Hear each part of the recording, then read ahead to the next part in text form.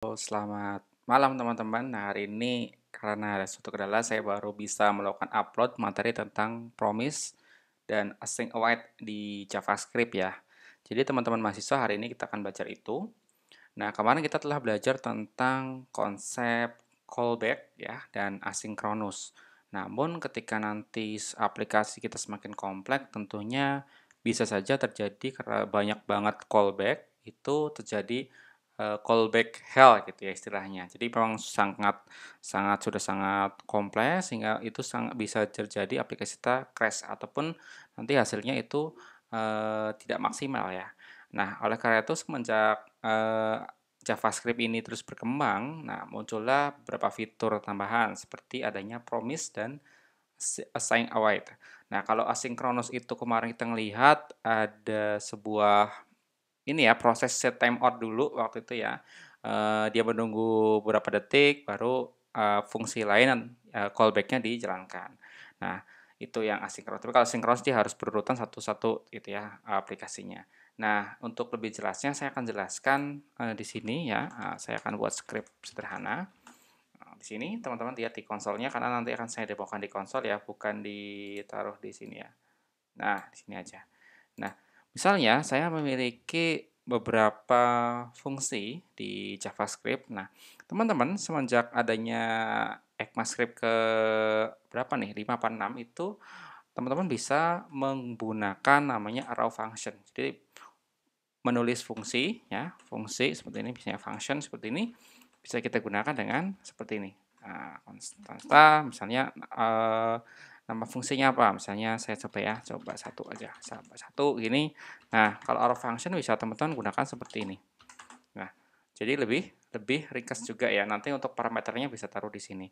Misalnya saya returnkan, 1 ya, enggak, proses satu ini. Lalu saya punya juga misalnya di sini coba 2 gitu ya, misalnya ada 2 gini, dan ini adalah fungsi yang 3. Jadi saya punya 3 fungsi yaitu proses satu, proses 2, dan proses 3. Lalu ada sebuah fungsi ya di sini yang menjalankan ketiganya secara sinkronus ya. Jadi coba satu dijalankan dulu, coba 2 dijalankan dulu, coba 3 baru jadi berurutan fungsinya. Nah, sebagai contoh di sini saya, punya fungsi jalankan gitu ya. Nah, di sini saya akan menjalankan ketiganya secara sinkronus dulu. Nah, secara sinkronus misal, eee, saya buat A misalnya coba satu gitu ya. Nah, di sini gitu ya, misalnya ada B gitu ya. Itu dia mewakili fungsi coba 2 gitu ya. Lalu ada yang C, misalnya dia adalah coba 3 gitu ya. Biar tampil di sini ya teman-teman, saya akan log aja pakai konsol gitu ya. A gitu ya. Ini juga ada, oke, so log. Nah, log. Nah, ini B gitu ya. Lalu di sini ada konsol log yang ke C gitu ya. Nah, lalu di browsernya saya jalankan fungsi ini. Nah, fungsi jalankannya saya run gitu ya.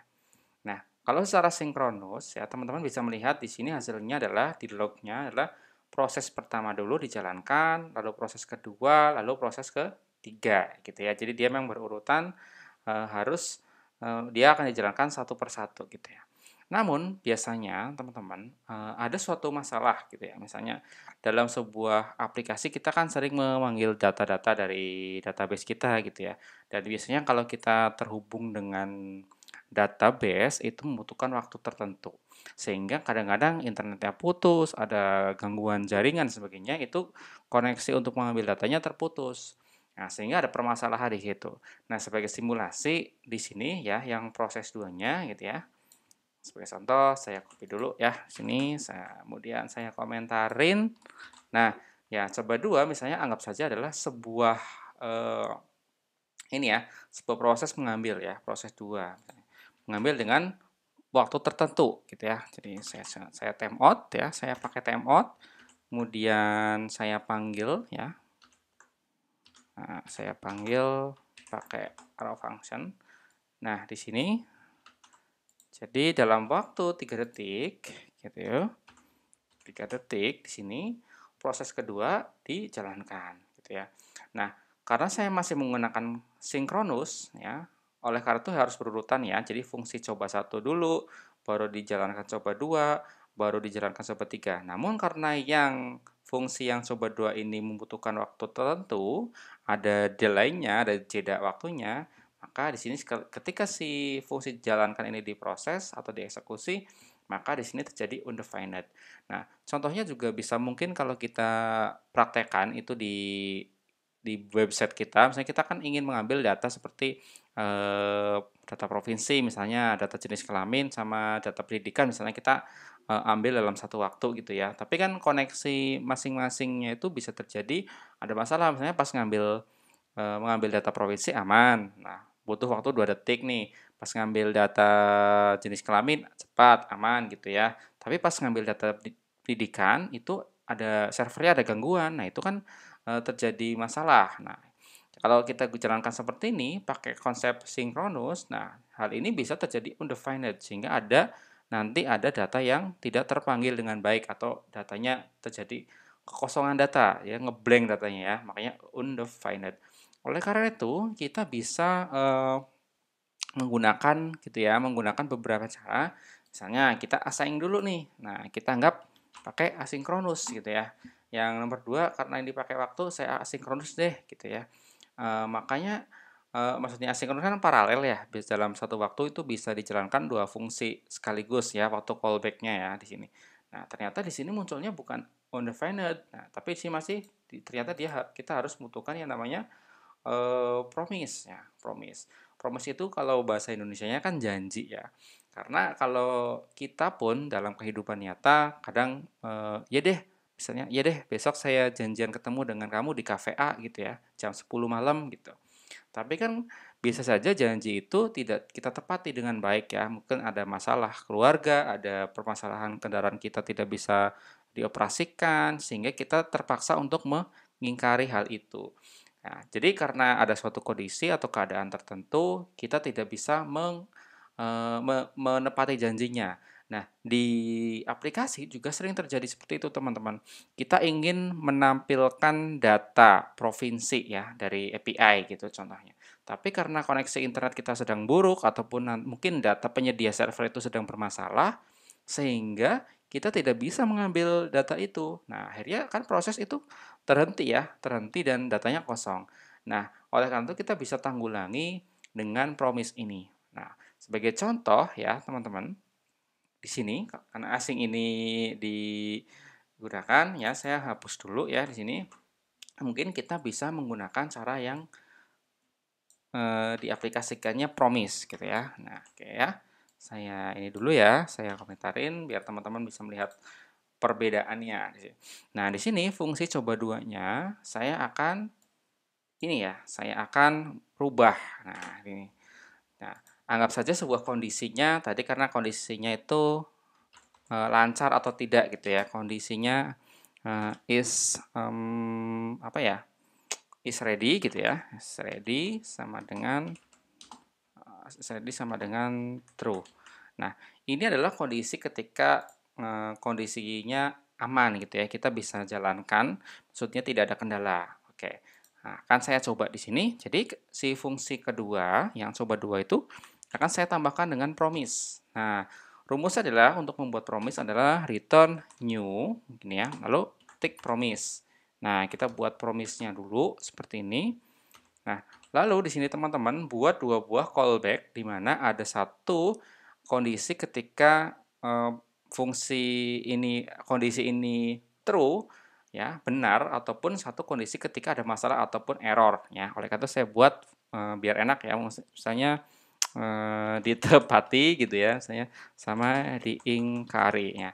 Janjinya mungkin bisa ditepati ataupun diingkari. Nah, untuk ditepati dan ingkari ini teman-teman bebas, ini hanya buat penamaan saja ya, teman-teman ya. Oke, saya buat arrow function lagi seperti ini. Nah, misalnya saya buat seperti ini. Ketika kondisinya true, maka dia akan menjalankan sebuah kondisi dan ketika dia, false statusnya, dia juga akan menjalankan sebuah kondisi. Ya misalnya kalau aplikasi, internet sedang bagus, kita bisa mengambil data, tapi kalau internetnya sedang buruk berarti kita tidak bisa mengambil data. Lalu kita tampilkan misalnya, "Mohon maaf sambungan internet Anda sedang, terputus," gitu ya, kalau teman-teman pernah lihat di situs-situs seperti itu. Jadi saya akan buat kondisional di sini ya teman-teman ya. Nah, saya buat if, ini ya, if apa? Misalnya apakah is ready? Nah, jadi apakah is ready-nya bernilai true gitu ya. Nah, kalau misalnya kondisi is ready-nya true, berarti saya akan jalankan fungsi ini, fungsi yang ditepati ini, ya, yang ditepati. Nah, oke. Oke ya, berarti proses 2 dijalankan gitu ya. Nah, kalau gini lalu kita else gitu ya. Kalau tidak berarti diingkari ya, diingkari. Berarti saya buat ini hasilnya adalah proses 2 diingkari ya, seperti ini. Oke. Nah, kalau kita ngelihat di sini ya, teman-teman, di sini promise menghasilkan proses 2 dijalankan. Karena apa? Karena is ready-nya nilainya true gitu ya. Nah, kalau kita ganti false gini, maka promise-nya dia mengembalikan ataupun return nilainya adalah proses 2 diingkari. Nah, agar proses ini bisa bekerja ya, saya akan rubah ya, ininya. Nah, di sini ya, sinkronus ya. Jadi karena memang dia harus ngecek dulu ya, ngecek kondisi dulu, jadi saya buat asinkronus nih. Nah, kalau seperti ini masih belum bisa, nah saya tambahkan await. Nah, await di sini. Await. Oke, proses 1 ya. Proses 1 dia berhenti karena dia harus awaiting, menunggu proses 2. Namun kondisi yang fungsi yang coba 2 ini karena di sini false sehingga dia berhenti nih. Ya, paralelnya berhenti di sini, nggak bisa jalan.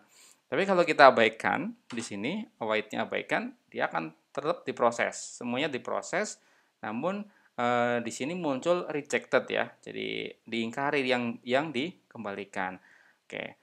Right ya, sehingga saya tinggal kalau kita ganti true di sini ya teman-teman. Ya, kalau kita ganti true, oke, ini await ya, await ya, ini ya. Nah, proses 1, proses 2 dijalankan, proses 3. Karena apa? Karena is ready-nya true ya. Jadi si promise ini mengembalikan nilai proses 2 dijalankan dari si proses yang ditepati itu atau di-resolve.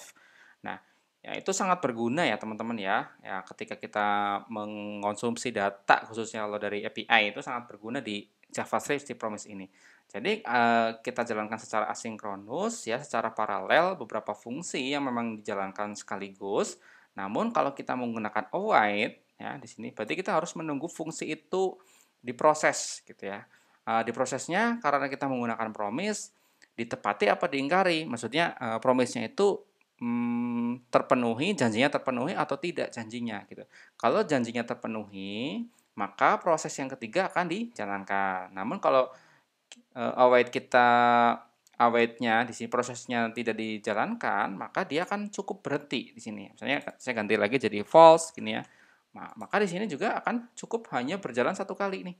Prosesnya hanya berjalan satu kali karena, si fungsi jalankan ini memang di sini ada 3 secara paralel dijalankan, tapi karena kita butuh await di sini, nah coba duanya ternyata dia menghasilkan nilai yang, error-nya di sini ya, misalnya kita anggap saja ini error, sehingga proses yang ketiga tidak bisa dijalankan. Tapi kalau kita abaikan await-nya, walaupun secara asinkronus, maka semuanya dijalankan, cuman dia akan mengembalikan nilai adalah proses 2 diingkari gitu ya. Nah, kalau ini muncul di sini error-nya nih.